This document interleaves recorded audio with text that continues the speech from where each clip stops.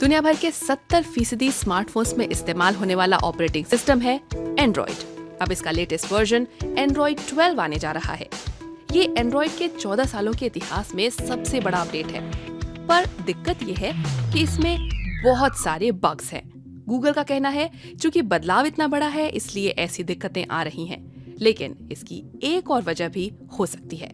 Android की शुरुआत में कुछ वादे किए गए थे। ये फ्लेक्सिबल होगा, ओपन सोर्स सॉफ्टवेयर होगा, स्मार्टफोन बनाने वाली और टेलीकॉम कंपनियों की जरूरत के हिसाब से बदलाव कर सकेगा। लेकिन इसी फ्लेक्सिबिलिटी का नतीजा है जो आज हमें अपने फोन्स में इतने अलग अलग तरह के एंड्रॉइड मिलते हैं। ज्यादातर लोगों को लगता है कि एंड्रॉइड गूगल का ओपन सोर्स ऑपरेटिंग सिस्टम है। ना, ये तो बस तगड़ी वाली मार्केटिंग है। गूगल ने एंड्रॉइड को ओपन सोर्स सॉफ्टवेयर की तरह लॉन्च किया था, लेकिन कई और कंपनियां जो ओपन हैंडसेट अलायंस का हिस्सा हैं, वो भी इस लॉन्च में साथ थी।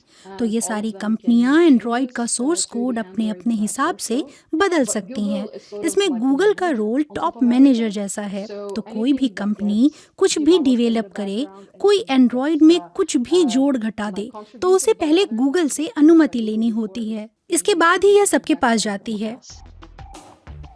एंड्रॉइड के इतने सफल होने के पीछे सबसे बड़ी वजह यही है कि ये ओपन सोर्स सॉफ्टवेयर की तरह बनाया गया। इससे दुनिया भर की कंपनियों को अपने फोन चलाने के लिए ऐसा ऑपरेटिंग सिस्टम मिला जिसे वो अपने प्रोडक्ट की जरूरत के हिसाब से थोड़ा बहुत बदल सकती थी। स्मार्टफोन्स बनाने वाली और सिम बेचने वाली कंपनियों ने इसका खूब फायदा उठाया। अब सैमसंग और सोनी के स्मार्टफोन्स को ही लीजिए, ये दोनों एंड्रॉइड का अपना अपना कस्टमाइज्ड वर्जन चला रही हैं। गूगल एंड्रॉइड तो मुफ्त में देता है, लेकिन इसके साथ अपनी मोबाइल सर्विसेज जैसे प्ले स्टोर, जीमेल और गूगल मैप यानी जीएमएस पैकेज नहीं देता। इसके लिए कंपनियों को गूगल से लाइसेंस लेना होता है। अगर कोई कंपनी अपने फोन में गूगल प्ले स्टोर इंस्टॉल करना चाहे तो उसे बहुत सारी हाँ करनी पड़ती है, जैसे क्रोम इंस्टॉल करने के लिए हाँ, यूट्यूब और ऐसी ही कई ऐप्स इंस्टॉल करने के लिए हाँ, साथ में गूगल सर्च को डिफॉल्ट सर्च ऐप और क्रोम को फोन का डिफॉल्ट ब्राउजर भी बनाना पड़ता है। अपने ब्रांड की ढेर सारी एप्स के अलावा गूगल एप्लीकेशन प्रोग्रामिंग इंटरफेस यानी एपीआई भी सप्लाई करता है। अगर कोई कंपनी गूगल का पूरा पैकेज एक साथ नहीं लेगी तो बाकी ऐप भी ढंग से काम नहीं करेंगे। पर ऐसा नहीं है कि सारी कंपनियां गूगल की बात मान ही लेती हैं। चीन में गूगल की कई सर्विसेज उपलब्ध ही नहीं है।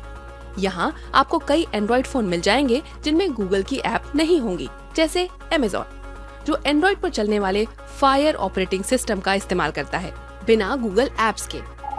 हालांकि इन सब के बावजूद एंड्रॉइड चलाने वाले ढेर सारे यूजर्स नई ऐप डाउनलोड करने के लिए गूगल प्ले स्टोर की शरण में ही जाते हैं। गूगल ठहरा ऐप बनाने वालों का चौकीदार, तो वो उनसे भी पैसे कमाता है।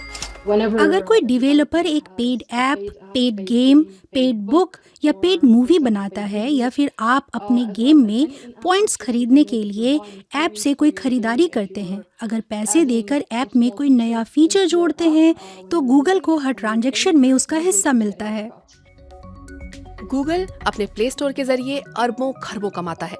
फोन और ऐप बनाने वालों को एक ऑपरेटिंग सिस्टम मिल जाता है जिसमें वो अपनी जरूरत के हिसाब से बदलाव कर सकते हैं, और यूजर्स को ऐसा सिस्टम मिल जाता है जो ढेर सारी डिवाइसेस पर चलता है और जिसमें बहुत सारी ऐप्स चल जाती हैं। एक ओपन सिस्टम में जहां सैकड़ों कंपनियों के अपने अपने वर्जन चल रहे हैं, इसमें एक बहुत बड़ी दिक्कत है।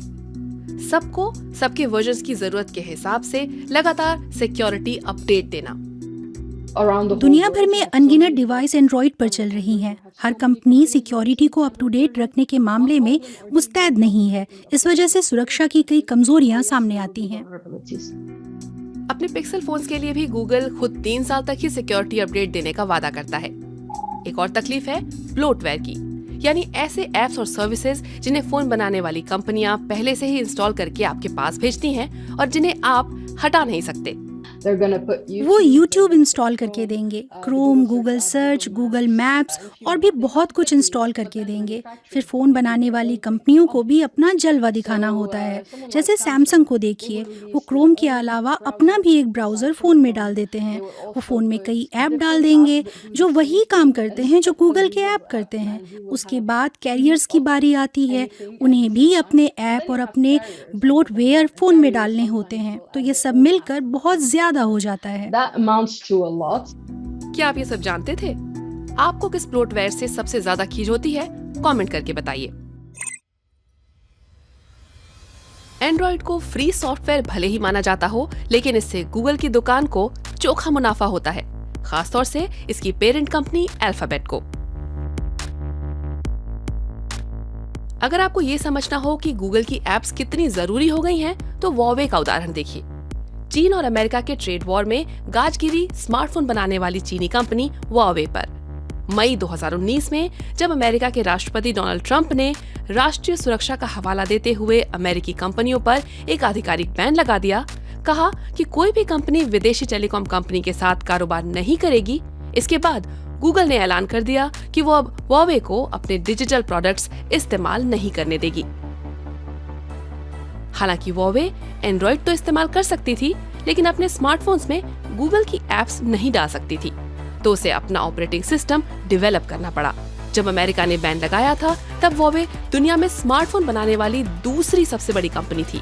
अब जीएमएस के बिना ये कंपनी इंटरनेशनल मार्केट में ज्यादा दिखाई नहीं देती है।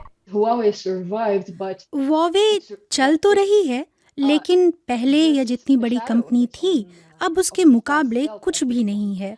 इसे अपना सॉफ्टवेयर बनाने में तो समय लगा ही, साथ ही तमाम बड़ी एप्लीकेशंस को अपने ऐप स्टोर पर लाने में और ज्यादा समय लगा। into its own app store. Android के बारे में आपका क्या ख्याल है? आपको इस ऑपरेटिंग सिस्टम में क्या पसंद है, क्या नापसंद, हमें भी बताइए।